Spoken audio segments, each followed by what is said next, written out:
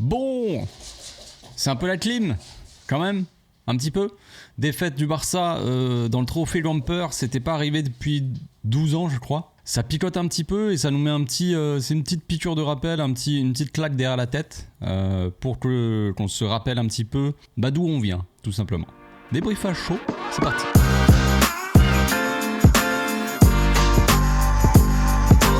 Au passage, n'hésite pas à nous rejoindre si c'est pas encore fait et à partager la chaîne autour de toi, ça fera plaisir à tonton. Ce n'est pas la fin du monde, concrètement c'est un match amical, donc c'est le dernier match de la préparation à domicile devant notre public, c'est le premier match à domicile de la saison aussi et c'est le trophée Gamper qui célèbre aussi un petit peu, qui met à l'honneur notre cher fondateur du Barça. Donc la plupart du temps, c'est arrivé très souvent qu'on gagne ce match amical. C'est arrivé qu'on le perde aussi quelquefois. Ce n'est pas la fin du monde, mais pour l'honneur quand même, ça fait un petit peu de la peine. Surtout qu'on perd quand même 3-0 contre Monaco. Voilà, c'est pas non plus... On a fait des trophées Gamper, les gars, contre des équipes un peu meilleures que ça. Et donc c'est un peu la clim en fait. Un petit peu on reste un petit peu bouche bée après ce match. Voilà. Donc là, dans ce match-là, concrètement, quand on regarde un petit peu dans son ensemble, ce qu'on a vu, c'est une équipe qui, on a l'impression, qui pressait assez mal. Alors pas au début. On a commencé le match, ça allait, mais plus on avançait dans le match, plus l'équipe, elle commençait à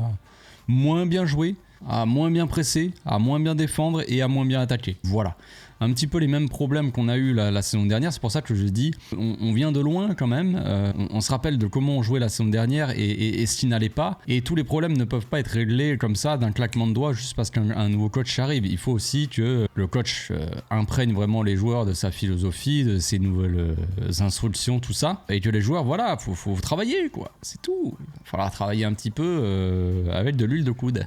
Donc c'est pas la fin du monde, mais voilà, comme j'ai dit, ça picote. Début de match, ça se passait plutôt bien. On avait une équipe qui n'était pas incroyable, mais on arrivait quand même à se procurer quelques occasions, mais on a manqué d'efficacité, et ça c'est un petit peu le problème qu'on avait la semaine dernière. Moi on m'a dit, avec l'arrivée de Flick, on va retrouver le Lewandowski. Alors c'est clairement pas pour critiquer le coach, hein, mais moi j'ai dit, concrètement, quand on voit la pré-saison en plus de ça de Lewandowski, je pense qu'il y en a beaucoup qui sont plus ou moins d'accord avec moi quand même, Lewandowski va être un boulet pour le Barça cette saison, encore une fois, de plus en plus de toute façon. Je pense que ça va être un sacré boulet pour cette équipe. Peut-être que je me trompe, et j'espère surtout me tromper, parce que le but c'est quand même que Lewandowski marque des buts et que le Barça joue bien. Le but c'est pas de dire je vous avais dit Lewandowski va être mauvais, j'avais raison. Moi je m'en fous d'avoir raison.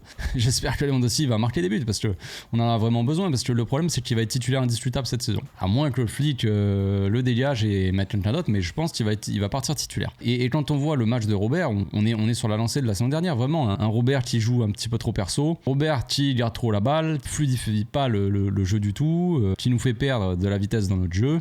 Et ouais, qui manque d'efficacité quoi. À un moment, il y a un ballon, il doit servir pour Vitor qui part tout seul, qui est sur le côté, qui était démarqué, tout ça, et il va forcer la frappe, plein axe. Il tire sur le gardien et en plus il se fait mal au poignet. Ça n'a pas d'intérêt, ça n'a pas de sens. C'est quelque chose que je comprends pas. Lewandowski devrait jouer pour l'équipe. Tu as l'expérience que tu as, voilà. Et comme je l'ai dit, voilà, il va pas y avoir un tour de magie. Le Flick il va arriver et on va retrouver le Lewandowski Prime du Bayern. Les gars, le Lewandowski Prime du Bayern, il est dans un autre espace temporel.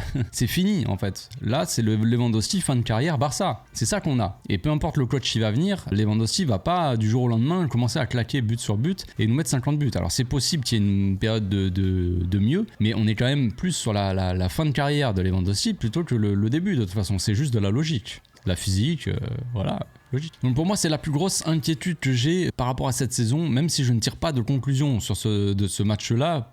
Je vais pas vous dire, bon voilà, ce match-là va représenter toute la saison, ça va être catastrophique. Non.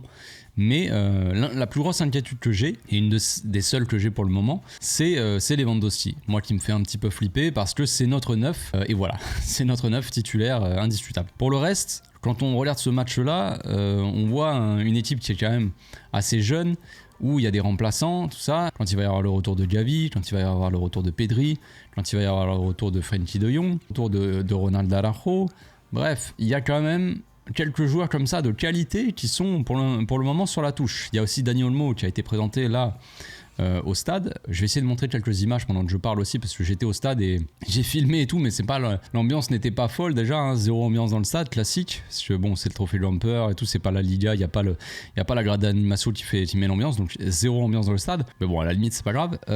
Et donc voilà, il y a eu la présentation d'Olmo, c'était sympa et tout ça, il a parlé, mais il n'a pas pu jouer. Et Dani Olmo va apporter énormément de créativité, de dangerosité devant et potentiellement aussi quelques buts ou quelques passes décisives si ces attaquants sont efficaces, évidemment. Donc ça manque de joueurs de qualité, ça manque de joueurs créatifs dans cette équipe, mais on les a aussi.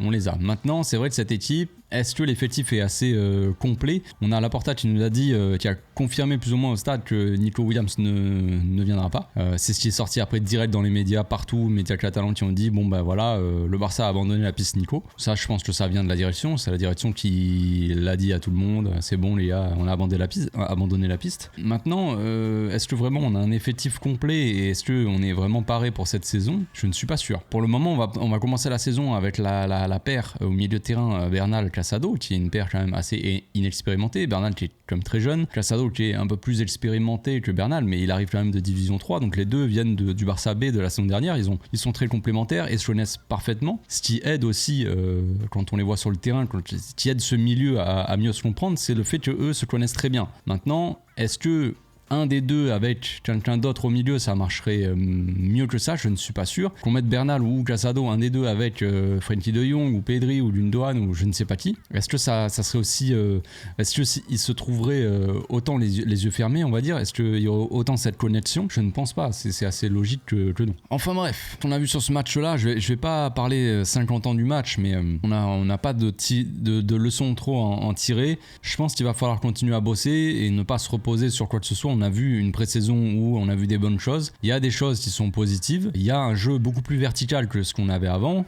Il y a des joueurs qui osent un petit peu plus faire des passes qui cassent des lignes. Un jeu un peu plus direct que ce qu'on avait la saison dernière. Maintenant, pour avoir un jeu direct, vertical et risqué, il faut des joueurs au milieu de terrain ou même devant qui sont très précis techniquement. Quand tu veux jouer en une touche de balle, et tu es entouré de 3-4 joueurs, tu veux jouer en une touche, déviation, profondeur, tout ça, ou un jeu en une touche de balle très rapide, tu vas chercher un attaquant qui remet au milieu et le milieu il part, il envoie pour l'ailier par exemple, un truc tout en une touche de balle. Il faut que tout soit coordonné et il faut que tous les joueurs soient bien placés et il faut que tous les joueurs aussi soient très précis techniquement. Si ce n'est pas le cas, il se passe rien concrètement. Les joueurs ne savent pas comment attaquer et puis après on finit par envoyer sur un côté ou faire des tours de bloc adverse, envoyer sur un côté et essayer de centrer, tu vois. Quand on n'arrive plus à passer par l'axe, ça c'est quelque chose qu'il va falloir de toute façon bosser. Je trouve que Pablo Torre a fait un bon match sur ce côté-là, ce côté un petit peu qualité technique au milieu de terrain. Je trouve qu'il a fait une bonne première mi-temps. Gundogan qui est rentré et qui s'est pris un coup, je crois, au visage. J'ai pas bien vu. J'espère que c'est pas grave. J'ai pas trop vu sur les réseaux après le match. Voilà, Hansi Flick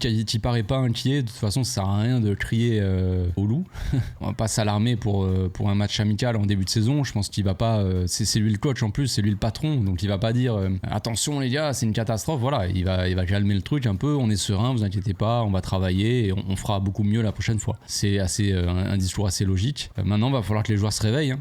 Enfin se réveille. Va falloir qu'il soit sérieux quoi. Parce qu'on n'est plus la saison dernière, on a vécu quelque chose de pas ouf hein, concrètement. On est beaucoup de supporters, on est tous généralement déçus je pense de ce qu'on a vu la saison dernière. Et là on a envie de voir autre chose de la part. On avait envie de voir autre chose de la part du coach, mais aussi de la part des joueurs. Les joueurs sont sur le terrain, c'est pas le coach. Le coach va pas prendre la balle, dribbler tous les joueurs et aller marquer le but. Il faut que les joueurs soient au niveau de ce que veut voir le coach sur le terrain. Si Hansi Flick tu veux voir une certaine chose et des attaquants efficaces. Et s'il se retrouve avec un boulet devant qui met pas un but, ça va moins bien marcher directement. Donc il va falloir que les joueurs se bougent un petit peu, tout simplement. Voilà. Demain, je pense que je ferai une petite analyse. Je ferai une petite analyse du match. Faut que je le revoie parce que moi je l'ai vu au stade et tout, et c'était quasiment un somnifère pour moi. Il y avait très peu d'ambiance dans le stade. Et puis en plus le match était assez chiant dans le contenu, tout ça. Il n'y a pas grand chose de positif. Moi je m'alarme pas sur le résultat, tout ça. Mais quand on regarde le match quand même, il est assez dégueulasse et il se passe pas grand chose. Il n'y a pas grand chose de positif à retenir de ce match-là. Des leçons, mais voilà. Donc je le reverrai à tête reposée demain. Je ferai une petite analyse des choses, des défauts, de choses qui sont pas allées, des choses qu'il va falloir améliorer, trucs comme ça. Et puis voilà. J'espère que vous allez passer une bonne soirée. Et puis on se retrouve demain. Bonne nuit. Ciao.